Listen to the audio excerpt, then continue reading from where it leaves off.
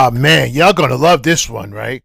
Y'all are gonna love this one. I've been hearing brothers yesterday y'all want more of these mixer videos. I'm gonna continue to bring these mixer videos because it's showing you exactly what they're doing out there when they say they're looking for men, when they say that they're open to a relationship with a man, but they don't go about it the right way at all. And the reason why they don't go about it the right way is because they don't want to be told what they're doing wrong. They want to stay in that bubble.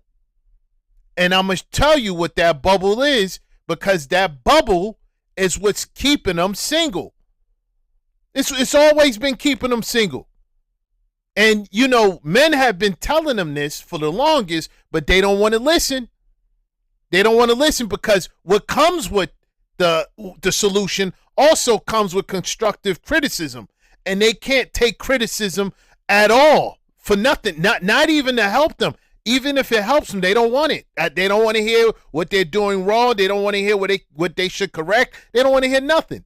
So here we have a clear and cut example of nobody's checking for you, right?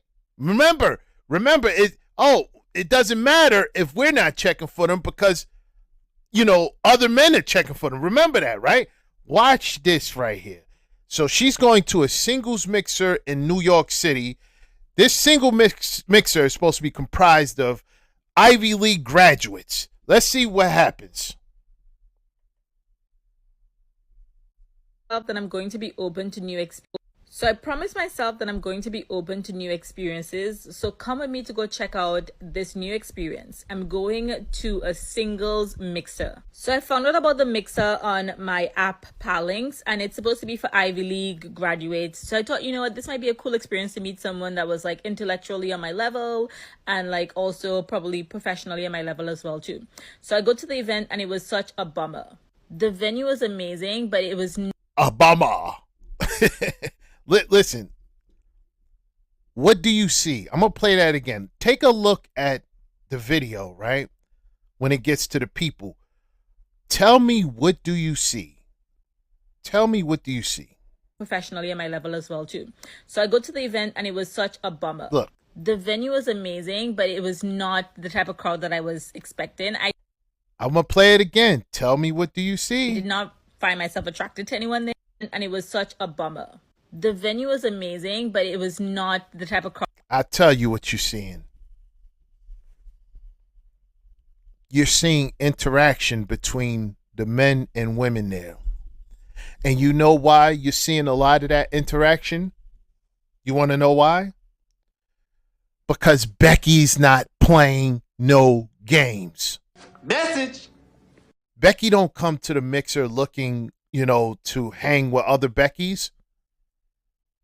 Beckys are not even talking to each other. The assignment is to go and get a man.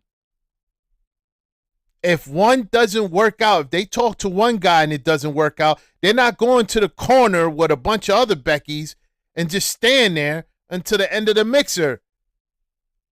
They're not going to a bubble. How many videos have you seen? The last couple of videos, they said that they went to mixers leaving with women numbers, the numbers from women, meeting women there. What's the point of that?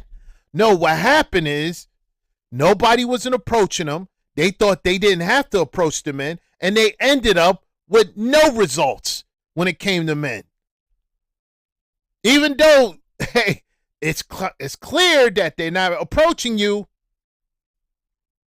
See, Becky's not playing that game. If Brad don't approach her, she's approaching Brad. She's approaching Brad. And they're going to have a conversation. They're going to sit down. They're going to talk, likes, dislikes, whatever it is. They're going to leave with numbers. And that's how you end up in a relationship eventually. Let's look, hold on. Let's go look. Look. The venue was amazing, but it was not the Hold on. You see the them venue sitting, was amazing, but it was talking. Not the type of crowd that I was. And play it it was again. Such Look. a bummer. The venue and was she's amazing, by herself, and sitting by herself. Look. The Look. venue was amazing. By herself. The venue was by amazing, herself. but it was not. by herself. Look, she's sitting here by herself.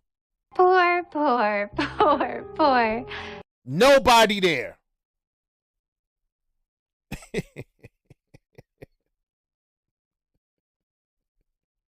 The venue was amazing, but it was not the type of crowd that I was expecting. I did not find myself attracted to anyone there, and it was kind of like blah, so I decided to leave early and go to a jazz club. Now, you left and went to a jazz club, or right? You heard her say she wasn't attracted to anybody there, right? No, they weren't attracted to you. You seen on my main channel that video. Still doing numbers. You seen on that my main channel on that video, right? The video's still there. As of right now, it's the last video. When that Brad told her that he's not checking for her, she immediately turned into the tit for tat. She's not checking for him either. And she said that just because he said he wasn't checking for her. If he was checking for her, if Brad was checking for her, her tone wouldn't have been like that. This is exactly what you're watching here. They're not walking up to you. They're not choosing you. They're not choosing to even engage with you. You knew what it was there. She knew what it was there. She went in there, walked in there, and if you don't like what you're seeing, you leave immediately. No, you got a table thinking that somebody was going to approach you. When they didn't approach you, it turned to you're not attracted to those people or to the people in there. Now you're going to another area where those same type of people are at, and let's see. I didn't see this whole video. Let's go. But the line for the jazz club was just so freaking long. So I decided to leave after like waiting in line for 30 minutes. I'm going to try to go back maybe earlier one night. And so although I did not get to meet my husband, I did experience something new for the first time on a random Tuesday night. And I got to tell a few people about my app at the event. So that was fun too. So yeah, I'm just going to keep using my app and just like telling you guys about the experiences that I'm trying. And hopefully...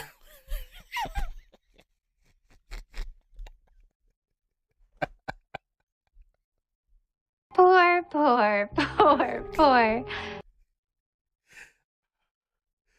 Done. Done.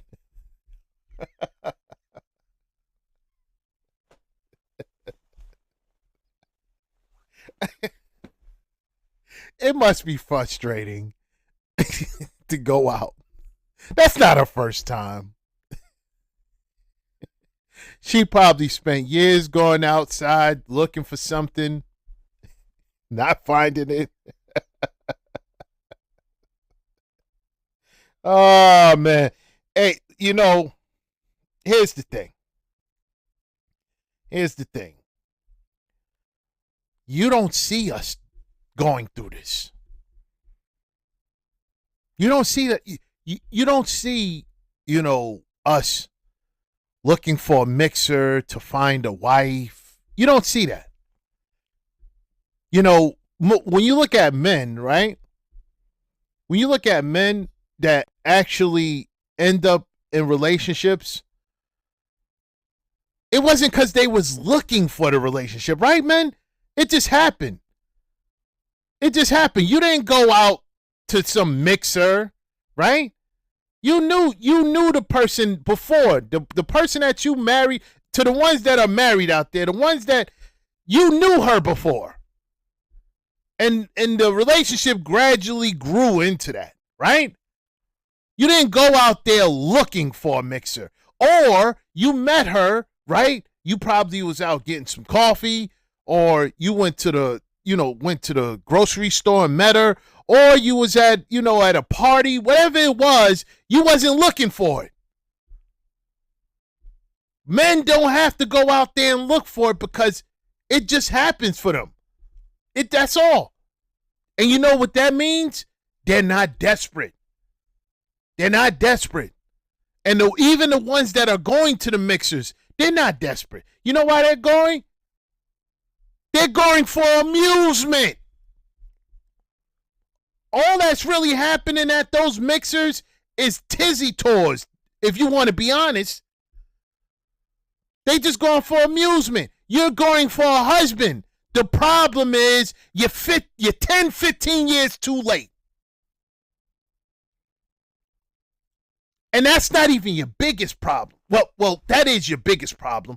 That is your biggest problem. Let me take that. That's your biggest problem. But the problem that keeps you from your goal after you have your biggest problem is you're not even moving as someone that's 10, 15 years too late. See, Becky and Maria, if they 10, 15 years too late, they're moving like they're 10, 15 years too late.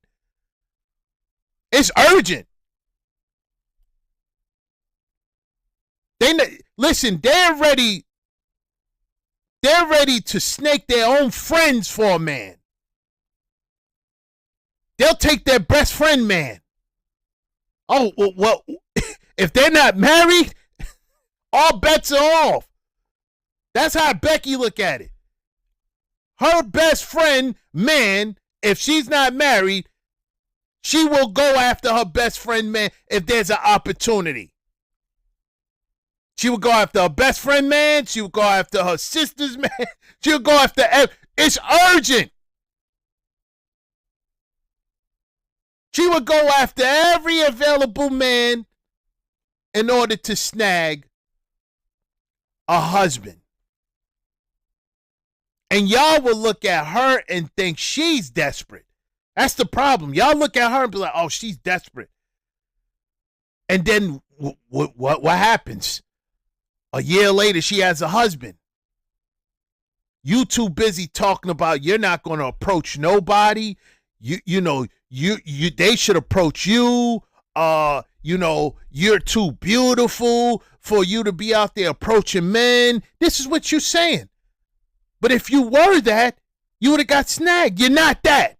You're just not that. You're not that at all. The narcissistic attitude, the arrogance, all that gets shaved down when somebody asks you, what are you arrogant for? Where's the arrogance coming from? What success you have in your life? Don't tell me your job. Your job don't net nothing. What's so good about your job? You in student loan debt, credit card debt, getting evicted left and right. And on top of that, you have a job that you'll be lucky to be making around $37,000 per year. The average job they have, the average salary for them is $27,000 to $33,000 per year. And if it gets up to $40,000 to $45,000 per year, that's because they went to school and put themselves in $170,000 debt for a job that only pays $40,000 to $45,000 per year. And got the nerve to say something about a black man that makes around the average around $42,000 per year. But guess what? That black man that makes $42,000 per year, he's not in any student loan debt. So he's still far ahead of you. And don't even look at black men that make 60, 70, 80, 90. They're out of your league. They're out of your league. Those guys are out of your league. And they're out of your league because of your attitude. You've been very nasty to them. You've been very nasty. I'm sorry, but those lies about us being nasty, those are untrue. Those are not true at all. Black men are not nasty. No, they're not. They're not nasty. And I'm talking about productive black men. They're the most nicest people out there. They're the most nicest, most humblest people out there. Quick to give a lending hand. Quick to help out. They have empathy. They care. and you turned your back on them and told them that they had to come with more than they had, and you had nothing. Bombs. And now, what's happening? It's turned on you. Everything's turned on you. Everything's turned on you. These are the same men that took you and everything you had. That you know, everything you had going on that was terrible, they took in all that. They took in everything. They took in your trauma.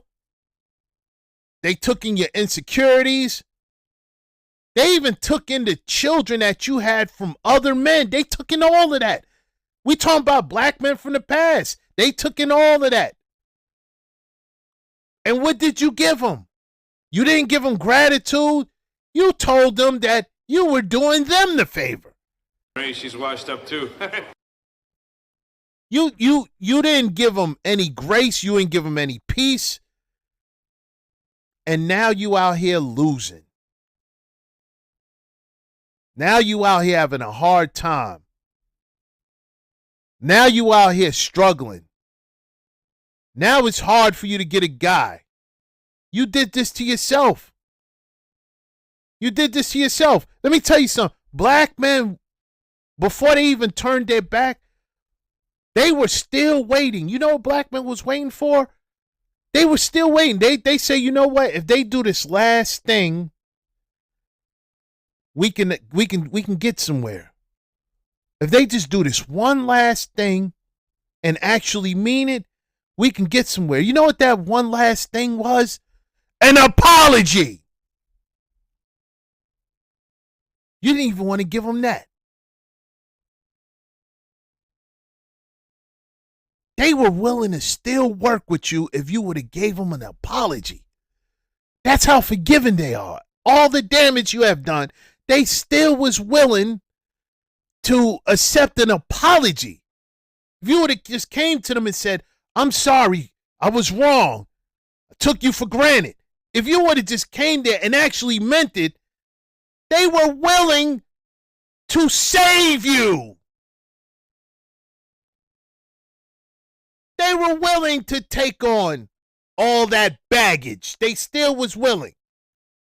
Even if it's against everything they stood for, even if it wasn't in their best interest, they still was willing to do that. And you know what? You know what you said? You said apologize for what? And that's when they turned their back. And now you at these mixers looking for a guy, and you're still ending up in a bubble. You still don't understand that the only men that were checking for you were black men. And now that they're turned their back, it's a wrap. It's a wrap out there.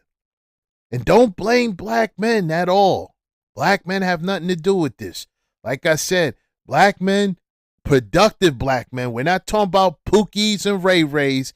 They're some of the most caring, concerned people out there.